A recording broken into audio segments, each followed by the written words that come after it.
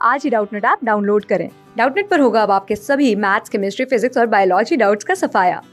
बस अपने क्वेश्चन की फोटो खींचो, उसे क्रॉप करो और तुरंत वीडियो सोल्यूशन पाओ। Download now. हेलो एवरीवन, यहाँ पे पहला क्वेश्चन है डीनेचुरेशन ऑफ प्रोटीन क्या होता है।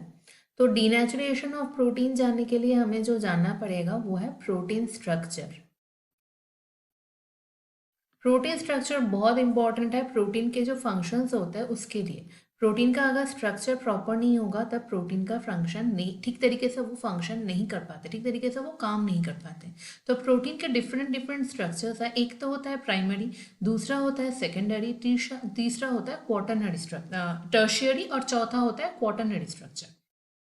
अब ये जो प्राइमरी स्ट्रक्चर है ये क्या है? Straight chain peptide. Okay, straight chain peptide. यहाँ पे क्या होता है? कोई तरीके का इंटरेक्शन नहीं रहता। सेकेंडरी स्ट्रक्चर्स क्या होता है?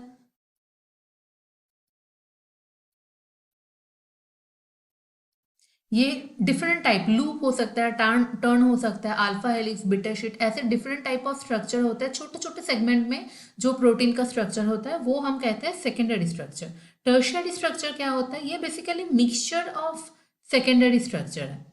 मिक्सचर ऑफ सेकेंडरी स्ट्रक्चर यानी कि एक प्रोटीन में कहीं जगह पे अल्फा हेलिक्स होंगे, बीटा शीट होंगे, कहीं जगह पे लूप्स होंगे, कुछ टर्न्स होंगे। ऐसे स्ट्रक्चर को हम कहते हैं जब मिक्सचर होता है एक प्रोटीन का, मतलब काफी सारे सेकेंडरी स्ट्रक्चर का जब मिक्सचर होता है तब हम उसको कहते हैं टर्शियरी स्ट्रक्चर। और क्वाटरनरी स्ट्रक्चर्स क्या होते हैं? प्रोटीन के कुछ सब यूनिट्स जब एक साथ मिलके एक प्रोटीन के द्वारा काम करते हैं। सब units works together as single protein. Okay, तब हम उसको कहते हैं क्वाटरनरी स्ट्रक्चर। अब द मेन क्वेश्चन, जो मेन रीजन है, ये स्ट्रक्चर्स बनते क्यों है? क्योंकि कई सारे इंटरेक्शंस होते हैं, like hydrogen bond interaction, okay, hydrophobic interaction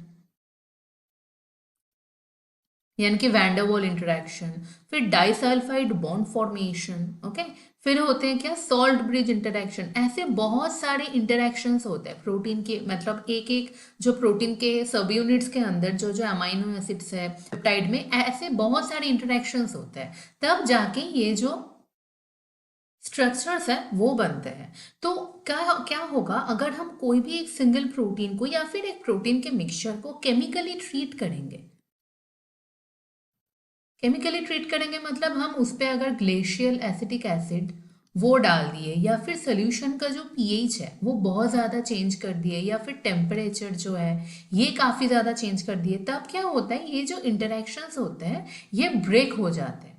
ये सारे जो इंटरेक्शंस होते हैं वो ब्रेक हो जाते हैं। इसके वजह से क्या होता है? ये जो प्रोटीन के सारे जो स्ट्रक्चर्स है, ये सारे के सारे स्ट्रक्चर्स क्या होता है? कोलैप्स कर जाते हैं।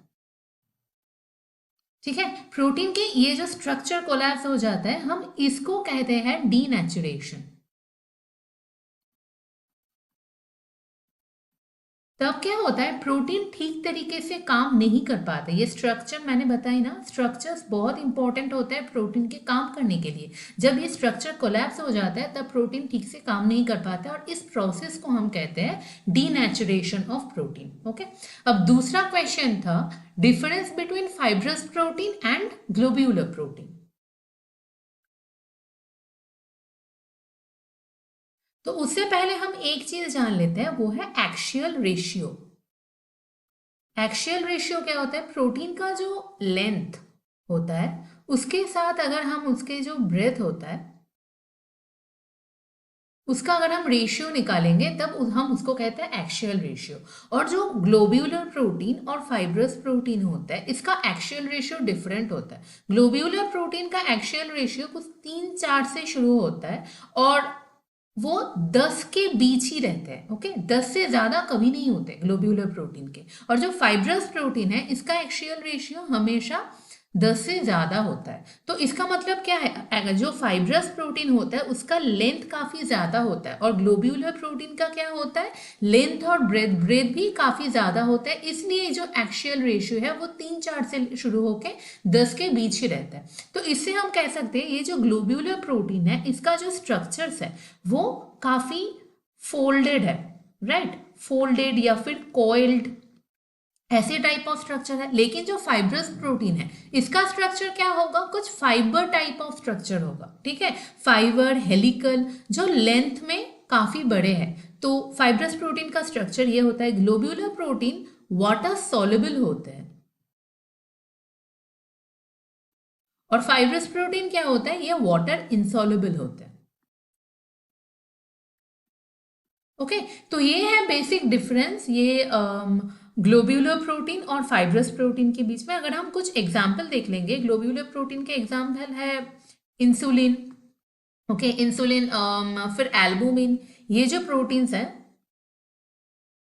ये ग्लोब्यूलर प्रोटीन है। और फाइब्रस प्रोटीन क्या है, फाइब्रस प्रोटीन हमारे बॉडी के जो स्ट्रक्चरल प्रोटीन होते हैं वो बेसिकली फाइब्रस प्रोटीन होते हैं, लाइक केराटिन, इलास्टिन, ओके, ये सारे हैं structural protein. Thank you. Class 6 से 12 से लेके नीट, IIT, JEE मेंस और एडवांस के लेवल तक 10 मिलियन से ज़्यादा स्टूडेंट्स का भरोसा। आज ही डाउनलोड करें डाउटनेट ऐप या व्हाट्सएप कीजिए अपने डाउट्स 8400 400 400 पर।